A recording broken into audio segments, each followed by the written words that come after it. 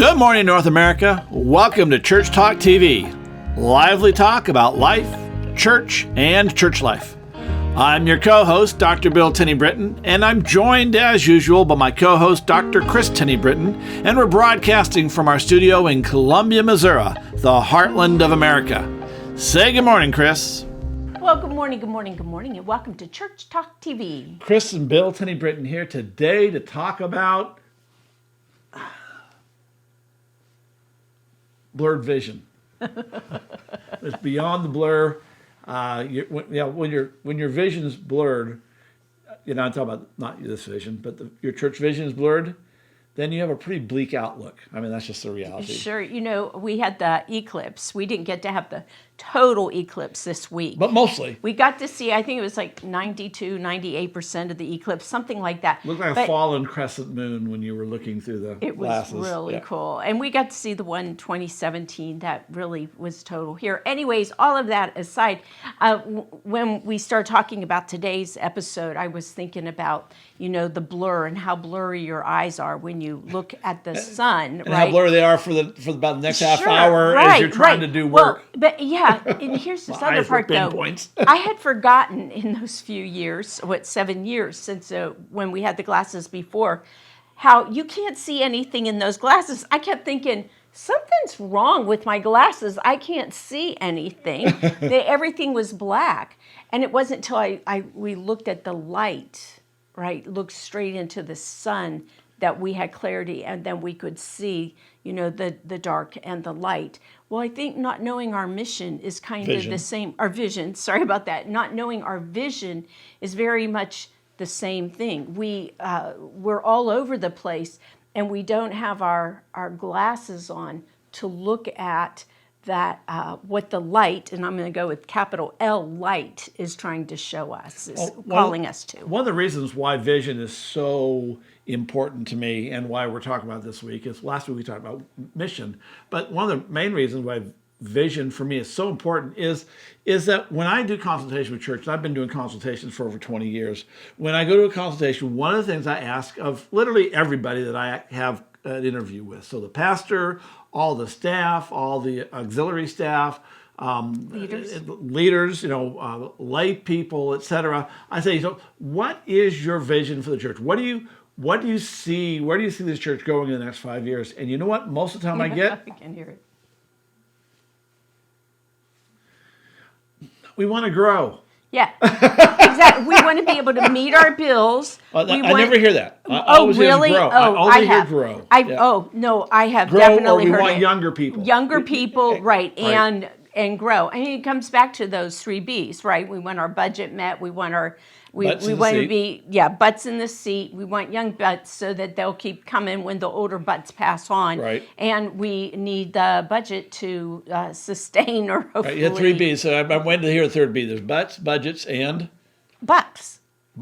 And building. There's building. There's buildings. Buildings. Okay, right. I thought I said building. Never mind. You said, you hadn't said building, but okay. But I mean, we hear the same thing, right? Exactly. I mean, over and over again. And when I was helping congregations find pastors, I would say, and whoever's out there listening, in a lot of mainline denominations that call their pastors, they are looking for somebody who will do what they want. And I tell them all the time, I know what y'all want. You want to grow. You want more young people that are here. You want somebody who's going to preach a really good sermon. There are 4 or 5 things.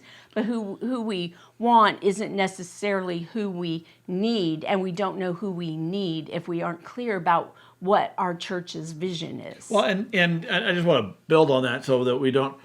Every church both of us have worked with, they say they want to grow. Right. But virtually every church wants to grow so long as the people look like us, act like us, don't want to take our positions in leadership, and et cetera. And you don't make me do anything. Right. Yeah. Right. I mean, because that's the other part of this, right? I don't want to have to get involved. That's right. That's why we're hiring the pastor, right? Right. And that's what the young people are there for, and that's what the long timers are there for. I mean, it goes on and on. Although if the young people step up to take one of your positions, then I'll caca breaks loose because they don't want to give up their Right, position. exactly. But I mean, and that's a whole other what causes for failed consultations. Right. That's like could do a whole 10 episodes on that one. But the bottom line is we're not being vision focused. Right. Right. And people don't have a vision. Right. By and large. Right. See, I think that's a dangerous question to ask. I haven't asked like in a group of people. I don't think I've I never ever asked asked. a group. I only asked one-on-one. Okay, because I'm like, if you answer that, or you're asking that, and I was listening for how that was working for you, but okay, never mind. Then I don't have to. I don't have to say that, right? Because otherwise, because you got people building on stuff and it gets a mess. Well, I asked one-on-one, and again, mostly what I get is deer in the headlights. I agree. Most of the time, totally it's like agree. they have no vision. Right. And Proverbs, a very, very poor translation of that verse, but it works. That's true nonetheless. That without a vision, the people perish. Right. And I can tell you that without a vision, without a church vision, right. the church is at best plateaued. It's going nowhere, and it will eventually crash, burn, and close. So the mission, basically, I try to kind of sum this in a weird way, perhaps, is that it's kingdom focused. I mean, and yeah, the vision is also kingdom focused, but it's the more immediate that gets us to realizing the kingdom focus. Now, I don't know where you're going on that. So tease it out, because I don't think you and I are going to agree on this. Okay, but I'd really rather go a different way now that I said that. Okay. Well, as I was thinking about mission, because we said this last week and say it all the time. I mean, there's one mission, big M, right, for the church, and that is the founder make disciples, gave it to us. Right? Right. Yeah, make disciples. I don't and all know. that. That's cool. I mean, that's kingdom focus, I guess, but I call it kingdom focused, right? And then the vision is more how to get our church to where our church is going to be able to fulfill that mission. Okay, and I would say it the other way around. I would say that vision, your vision is what happens if you fulfill your mission. If you fulfill your mission, that's where you're going. It's very different. So if you go out here, if we fulfilled our mission and truly fulfilled our mission for the next 5 years, what would it look like out here? And that becomes, if you will, vision. So we have God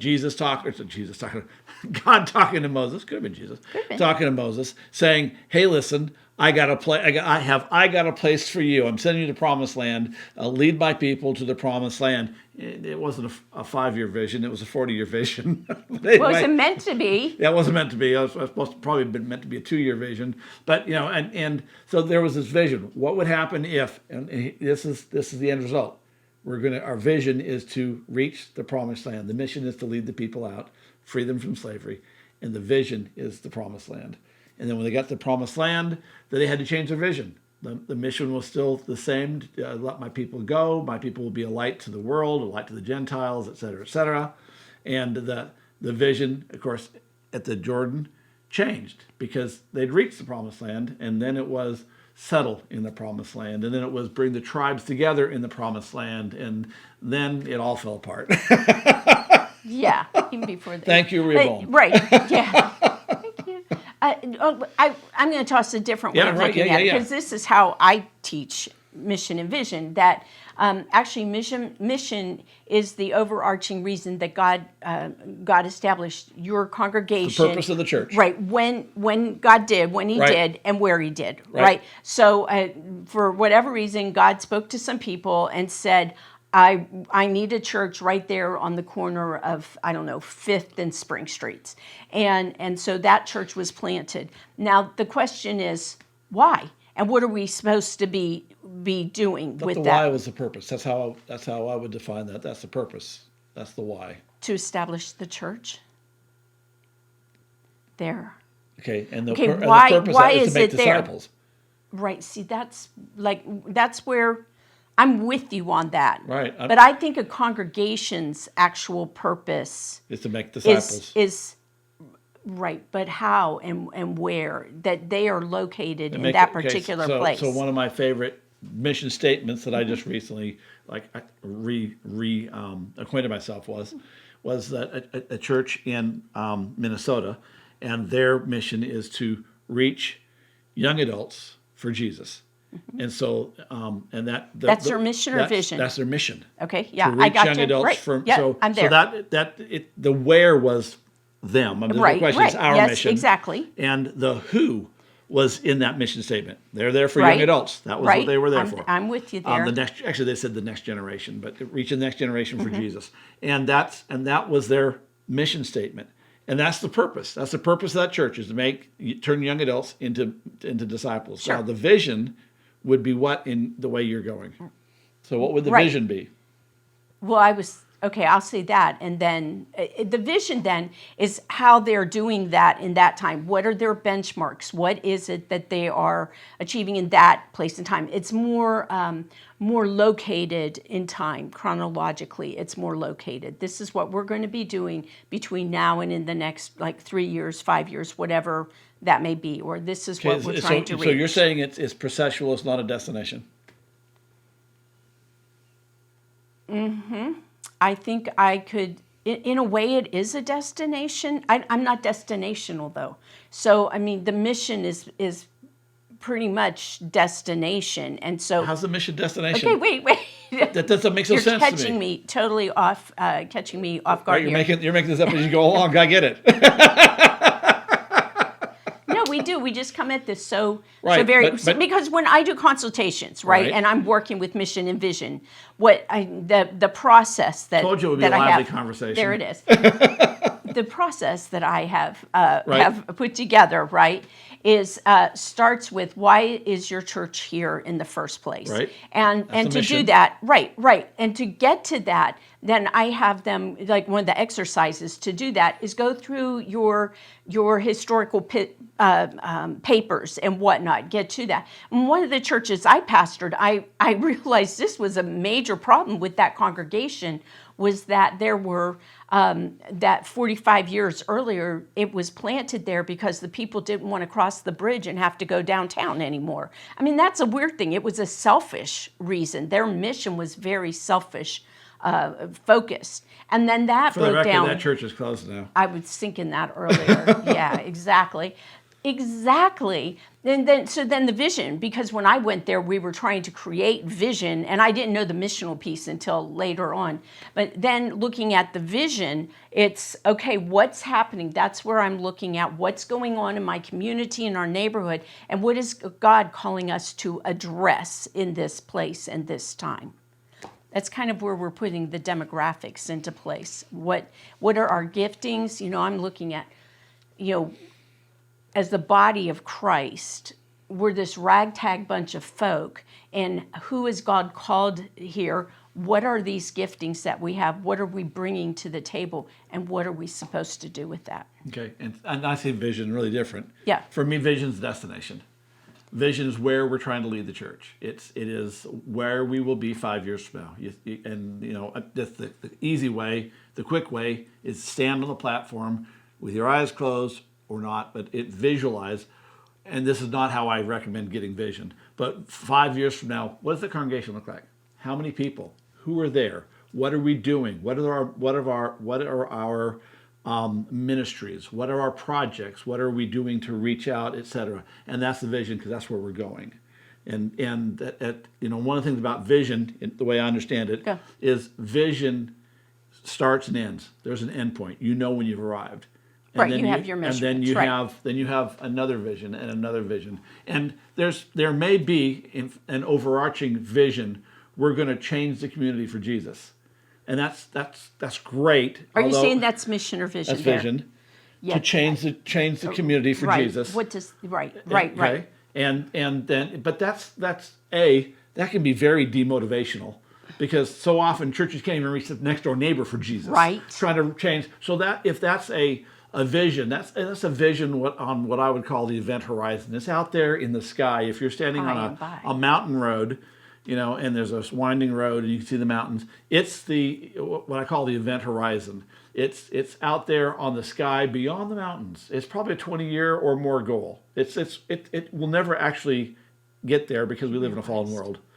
And then there's another, then there's, okay, what are we going to do in the next 5 years? And that would be, if you will, where the mountains are. You see the mountains? That's the foreseeable future, 5 years from now. Where's we're going to be there? Well, we're not changing the whole community for Jesus probably in the next 5 years.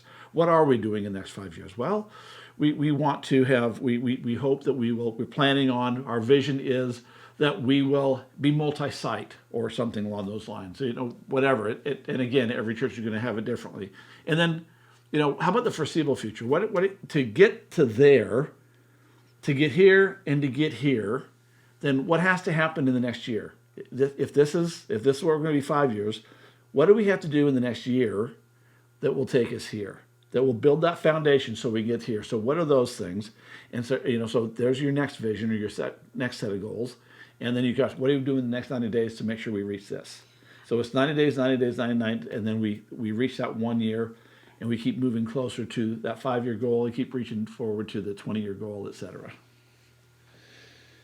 So it's destination with mileposts, and to be fair, Will Mancini has written this similar. I've adapted it a lot, but it's from a concept that Will Mancini had about your vision frame. It's what's outside the frame, what's here, what's here, what's here, what's in the next 90 days, year, 5 years, farther down the future, and that is always this is where you're moving, and that's the vision.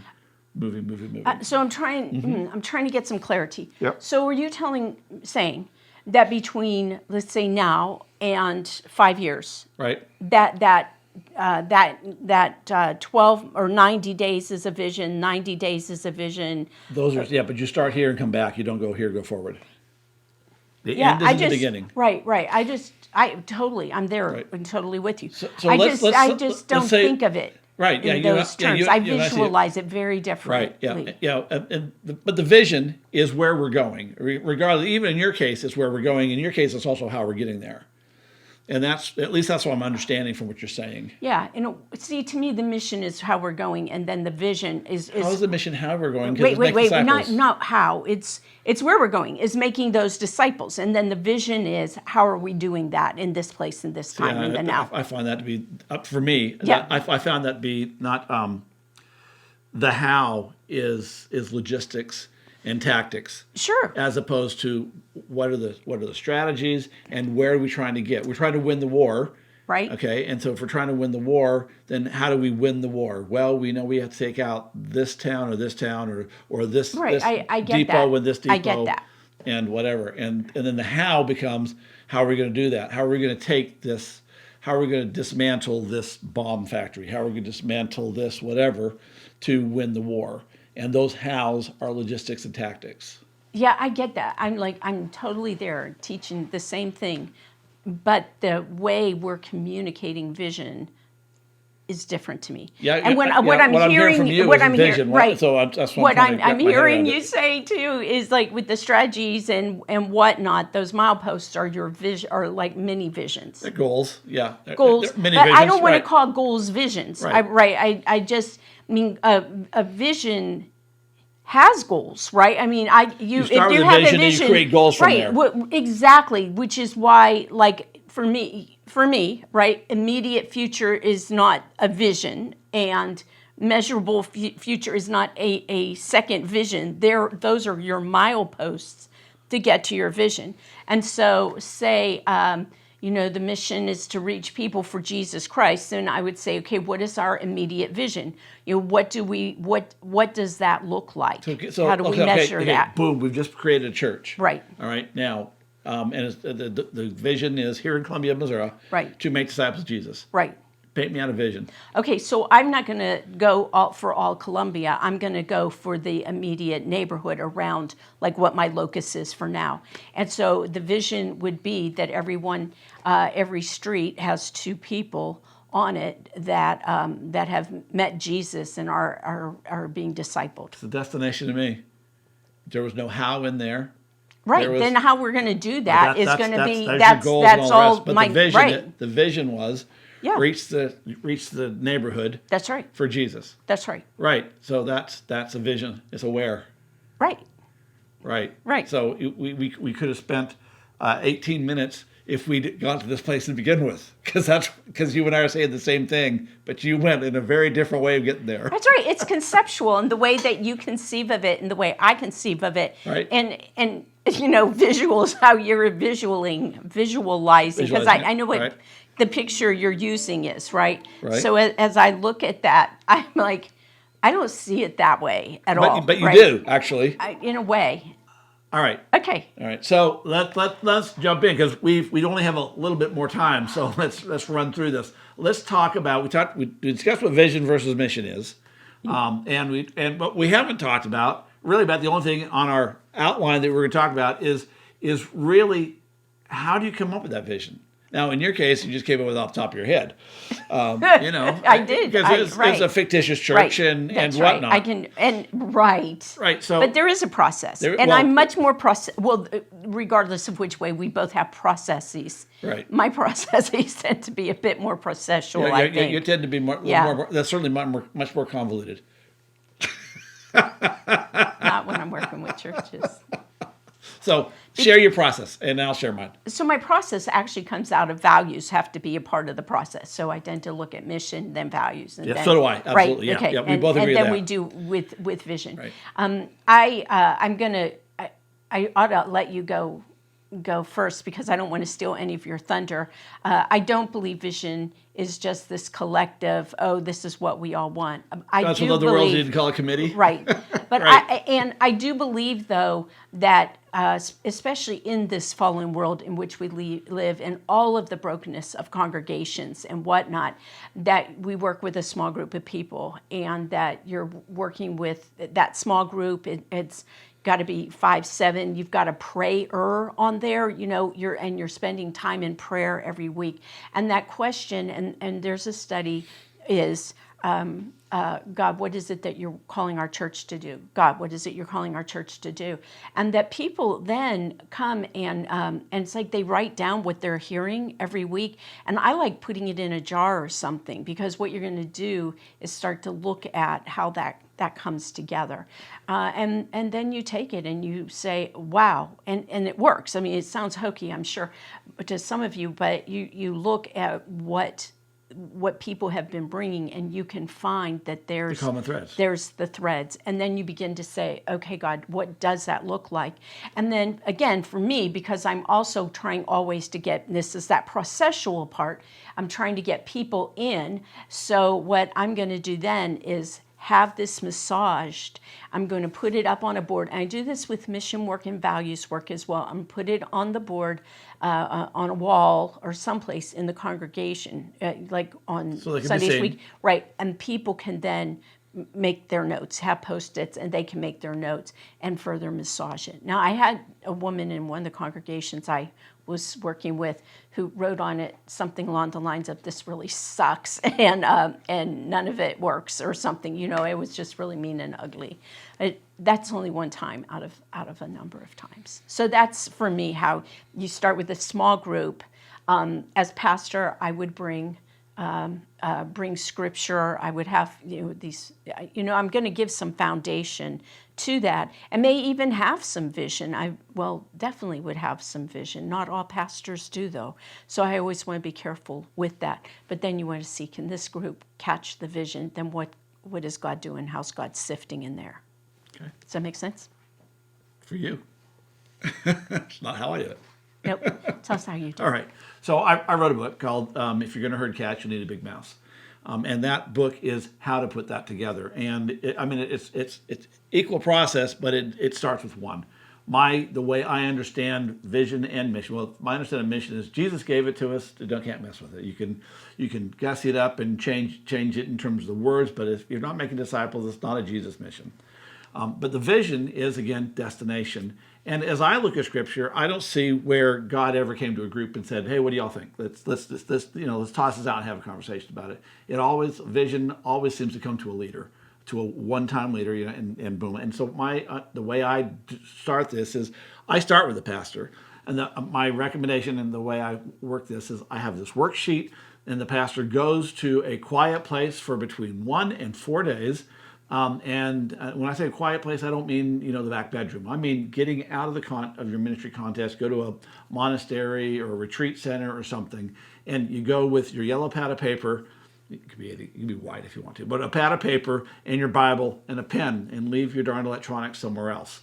And you go and you essentially, for the first day, you're saying, God, I'm here to discern hear what you have vision for the church.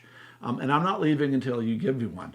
until I have a clear understanding that I know what this is where you want me to lead. And that's where the vision comes from. And you wrestle with God about that. You play Jacob, and you, who became Israel after the wrestling match. And you say, what is it you want to do? And then the process is, once you have this idea of, this is where God is leading us, then you create a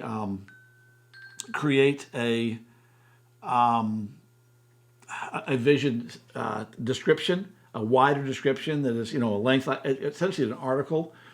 Someone's writing this article 5 years from now. You're standing there looking back and say all these things the church has accomplished and where it is and how it got to where it is now. And you write that out as an article in the present tense. And then from there, you develop a vision statement, And that statement is essentially the core. It goes on your T-shirt, goes on the bumper sticker, etc. That is that.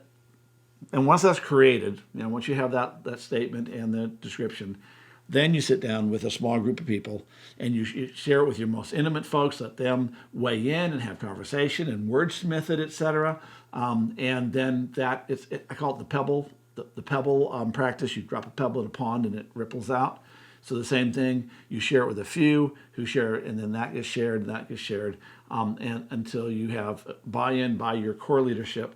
And again, you may need to massage that at that point, but then from there, it's rolled out to the congregation. So that's how I do it. I want us to have an episode on that, on how to get buy-in, because I do have a lot of success with that process and would love to be able to share that with you all, because getting that vision and even clarifying, solidifying a mission statement is fraught. As we well know, it can be fraught, especially depending upon your context, where you're doing ministry. So, I think that'll be a real important piece for us to cover. Well, you were talking, it made me think of something. And again, the Big Mouth book walks through that process. Right. And my book is going to be done and published by the end of the summer. I'll be typing one-handedly, I'm sure. But it is currently the W5H process, and it's how to walk through from mission into actual planning. So, awesome. Two ways of looking at it. Neither right, neither wrong. One works for some of us, others work for others of us. And here's the deal, folks, is that we're like running out of time. That was that bell going. The bell going saying, ding, time. Hey, all right. So, and we talked about everything we were talking about. It was very convoluted around. And so I hope you enjoyed the lively conversation, because it was a lively conversation, but we're out of time. And we did it nicely without swearing or giving each other dirty, nasty looks. We'll see you next week. Have a great week. Bye-bye. Bye-bye.